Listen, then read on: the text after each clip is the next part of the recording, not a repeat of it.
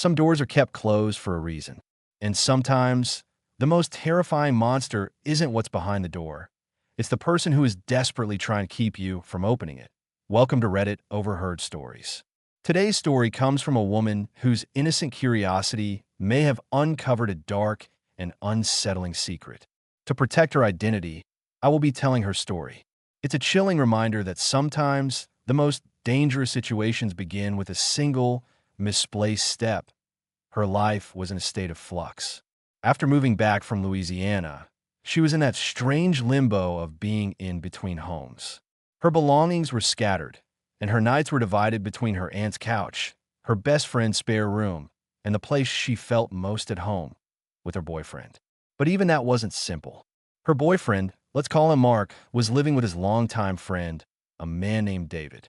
The house itself had a complicated history. David had bought it from his ex-girlfriend's parents. It was a web of past relationships and, as she would learn, present obligations. Mark still owed David a decent chunk of money, a fact that always seemed to hang in the air between them. She was a guest in the house, and she knew it. She tried to be small, to be unobtrusive, to respect the space.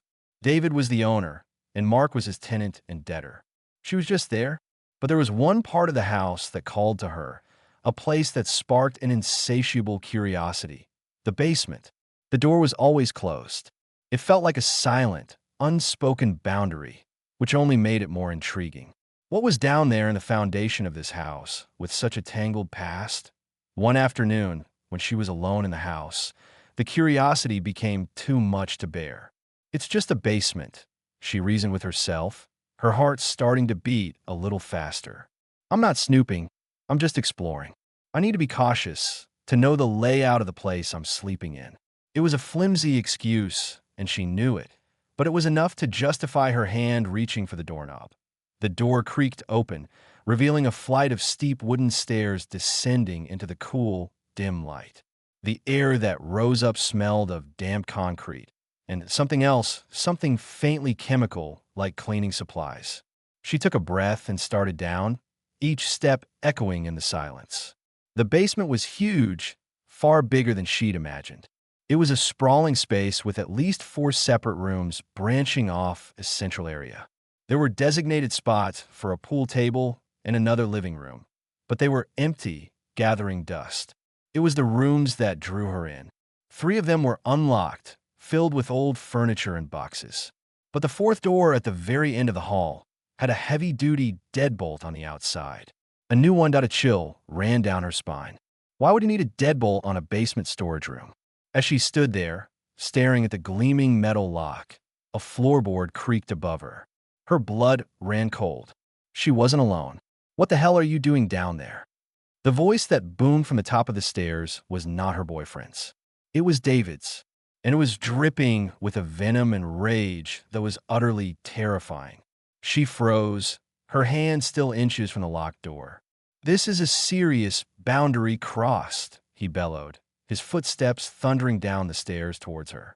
She could see his face now, contorted with a fury that made no sense. This wasn't annoyance. This was panic. This was rage. She tried to stammer an apology, to explain her curiosity, but he cut her off. "I don't care. You had no right. This is my house." He was practically vibrating with anger. His explosive reaction was 1,000 times more alarming than anything she could have imagined finding.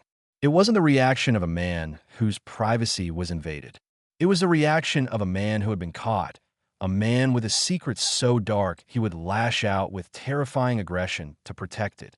She scrambled back up the stairs, her heart hammering against her ribs, and the relationship she cherished, the safe space she thought she had, was shattered in an instant.